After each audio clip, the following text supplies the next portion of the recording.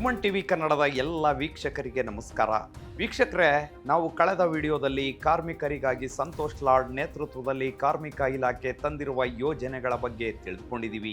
ಇಂದಿನ ಈ ವಿಡಿಯೋದಲ್ಲಿ ಅಸಹಾಯ ಮಹಿಳೆಯರ ಸಬಲೀಕರಣಕ್ಕೆ, ವಿಶೇಷ ಚೇತನರ ಕಲ್ಯಾಣಕ್ಕೆ ಕಾರ್ಮಿಕ ಇಲಾಖೆ ತೆಗೆದುಕೊಂಡ ಕ್ರಮಗಳು, ಹಾಗೆ ಸಂತೋಷ್ ಲಾಡ್ ದಿಟ್ಟ ಹೆಜ್ಜೆಗಳ ಬಗ್ಗೆ ತಿಳಿದುಕೊಳ್ಳೋಣ.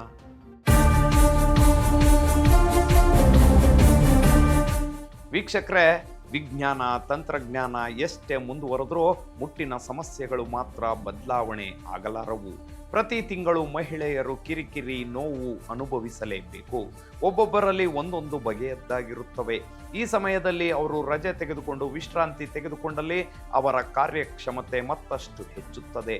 ಆದರೆ ನಮ್ಮಲ್ಲಿ ಋತುಚಕ್ರ ರಜೆ ನೀತಿ ಇರಲಿಲ್ಲ. ಈ ಬಗ್ಗೆ ಸರ್ಕಾರಕ್ಕೆ ಸಾಕಷ್ಟು ಮನವಿಗಳು ಬಂದಿದ್ವು. ಆದರೆ ಇದನ್ನು ಗಂಭೀರವಾಗಿ ತೆಗೆದುಕೊಂಡಿದ್ದು ಕಾರ್ಮಿಕ ಸಚಿವರಾದ ಸಂತೋಷ್ ಲಾಡ್ ಅವರು.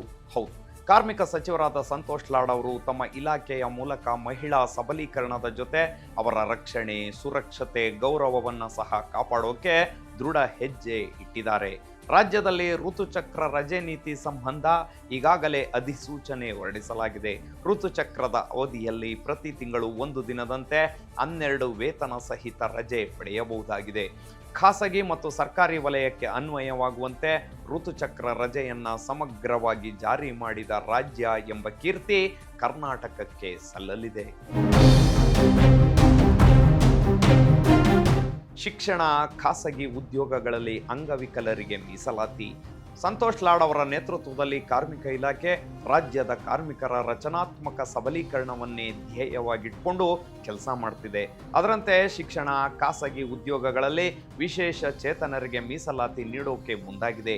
ವಿಶೇಷ ಚೇತನರು ಮುಖ್ಯ ವಾಹಿನಿಯಲ್ಲಿ ಇನ್ನಷ್ಟು ಆತ್ಮವಿಶ್ವಾಸದಿಂದ ಹೆಚ್ಚಿನ ಸಂಖ್ಯೆಯಲ್ಲಿ ಪಾಲ್ಗೊಂಡು ಸಮರ್ಥವಾಗಿ ಮುನ್ನಡೆಯಬೇಕು.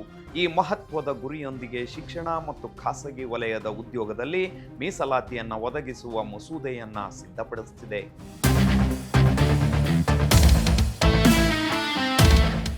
ಕೇಂದ್ರದ ವಿಶೇಷ ಚೇತನರ ಹಕ್ಕು ಕಾಯ್ದೆ 2016ರ ಮಾನದಂಡದ ಪ್ರಕಾರ ಕನಿಷ್ಠ 4% ಮೀಸಲಾತಿ ಅಗತ್ಯವಿದೆ.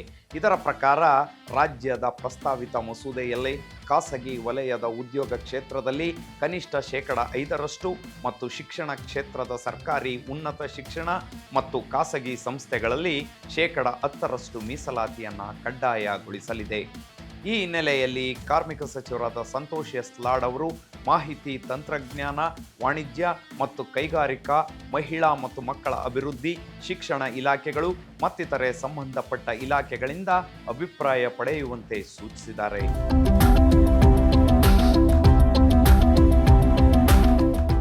ಕರ್ನಾಟಕ ಗೃಹ ಕಾರ್ಮಿಕರ ಮಸೂದೆ 2025 ಇದು ಕಾರ್ಮಿಕ ಇಲಾಖೆಯ ಮತ್ತೊಂದು ಕ್ರಾಂತಿಕಾರಕ ಕ್ರಮವಾಗಿದೆ. ಇದರ ಹಿಂದೆ ಕಾರ್ಮಿಕ ಸಚಿವ ಸಂತೋಷ್ ಲಾಡ್ ಅವರ ಶ್ರಮ ಅಪಾರ. ಗೃಹ ಕಾರ್ಮಿಕರು ಹೆಚ್ಚಿನವರು ಮಹಿಳೆಯರೇ ಆಗಿದ್ದು, ಅವರ ಕಲ್ಯಾಣ ಮತ್ತು ಭದ್ರತೆಯ ದೃಷ್ಟಿಯಿಂದ ಈ ಮಸೂದೆ ಮಹತ್ವದ ಪಾತ್ರ ವಹಿಸಲಿದೆ. ಉದ್ದೇಶಿತ ಮಸೂದೆಯು ರಾಜ್ಯದಲ್ಲಿ ಅಧಿಸೂಚಿತವಾಗಿರುವ ಎಲ್ಲ ನಗರ ಪಾಲಿಕೆಗಳಿಗೆ ಅನ್ವಯವಾಗಲಿದೆ. ಮಸೂದೆಯ ಕರಡನ್ನು ಈಗಾಗಲೇ ಸಿದ್ಧಪಡಿಸಲಾಗಿದೆ. ಮಸೂದೆಯ ಬಗ್ಗೆ ಮನೆ ಕೆಲಸದವರ ಸಂಘಟನೆಗಳ ಒಕ್ಕೂಟದೊಂದಿಗೆ ಕಾರ್ಮಿಕ ಸಚಿವ ಸಂತೋಷ್ ಲಾಡ್ ಅವರು ಈಗಾಗಲೇ ಚರ್ಚೆ ನಡೆಸಿದ್ದಾರೆ. ಮಸೂದೆಯನ್ನ ರಾಜ್ಯಪತ್ರದಲ್ಲಿ ಪ್ರಕಟಿಸಲಾಗಿದ್ದು, ಒಂದು ವೇಳೆ ಮಸೂದೆ ಜಾರಿಯಾದರೆ ಇಡೀ ದೇಶದಲ್ಲೇ ಕರ್ನಾಟಕ ಮಾದರಿಯಾಗಲಿದೆ.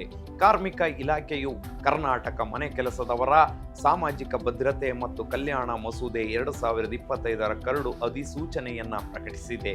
ಮನೆ ಕೆಲಸದವರಿಗಾಗಿ ರಾಜ್ಯ ಮನೆ ಕೆಲಸದವರ ಸಾಮಾಜಿಕ ಭದ್ರತೆ ಮತ್ತು ಕಲ್ಯಾಣ ಮಂಡಳಿಯನ್ನ ರಚನೆ ಮಾಡಲಾಗುತ್ತಿದೆ.